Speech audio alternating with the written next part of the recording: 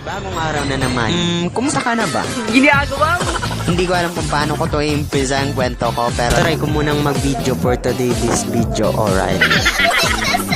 Ginagawa mo? Sana all. Ito nakalagay yung mga materials ko. Ito yung mga colored pencil ko. At ngayon ko na lang sila nakita dito. At sorry kung hindi pa sila maayos. Pero aayusin ko na lang. Sana kasya siya.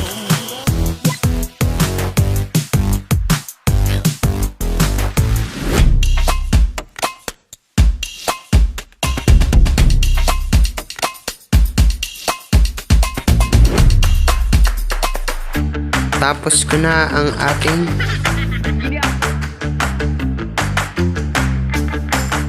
So guys, ako ay medyo antok na. Ang oras natin is 11:22. Pero kaya pa.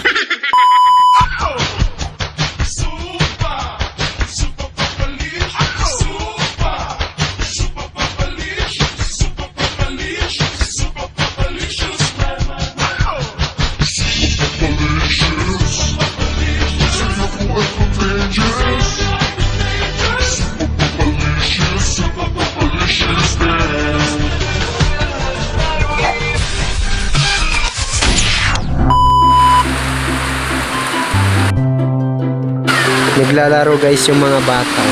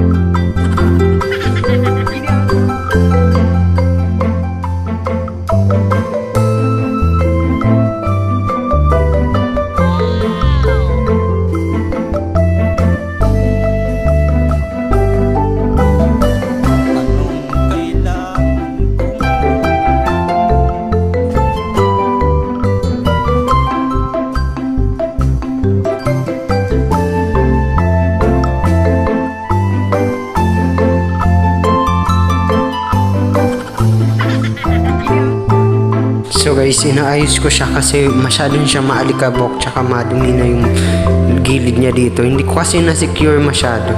Pero ayan. Ito yung salamin niya.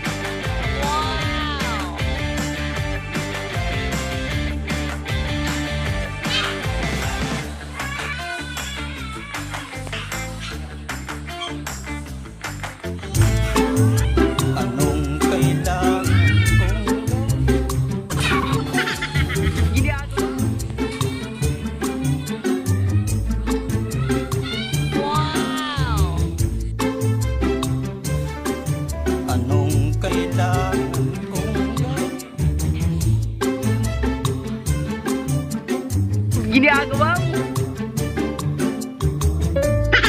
So dito nakalagay yung mga materials ko. Ito yung mga colored pencil ko at ngayon ko na lang sila nakita dito. At sorry kung hindi pa sila maayos, pero aayusin ko na lang pag totally wala na akong ginagawa at hindi na ako busy. And then, at gagamit na rin ako nitong ruler kasi magbo-border ako. Ayan. At ito yung pinaka-favorite kong patungan. Ito siya. Sorry, ang kalat pa rin. At dito nakalagay ang ating setup. At meron din ako dito guys na ako ilalagay yung mga magagawa ko mamaya. At by the way, ang oras pala ngayon is 8:32 na. At sana pag 11 makagawa na ako ng marami. At ito na sila. So without further ado, bilisan na natin dahil ito talaga ay kailangan nating gawing business. Ayun. So without further ado, arat na! Anong kailangan? Eraser mo ba? Pahiram ako.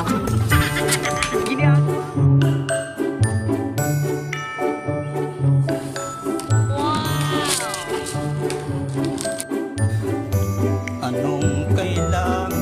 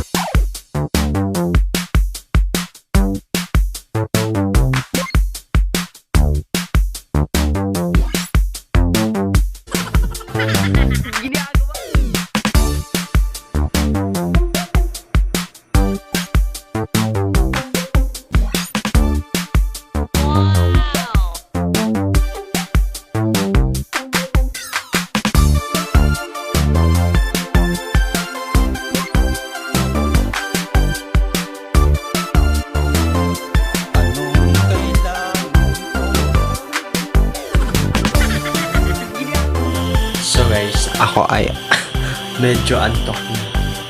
Ang oras natin is 11:22. Pero kaya pa. Kaya pa. Sige. Tuloy natin to.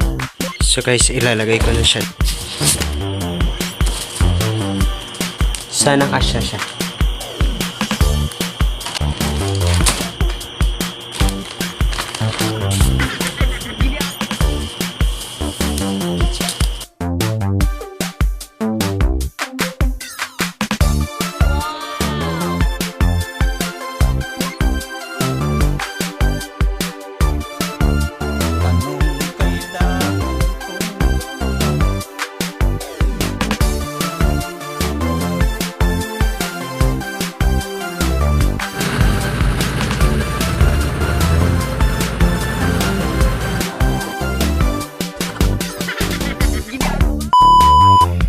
So guys, kakauwi ko lang dito sa bahay.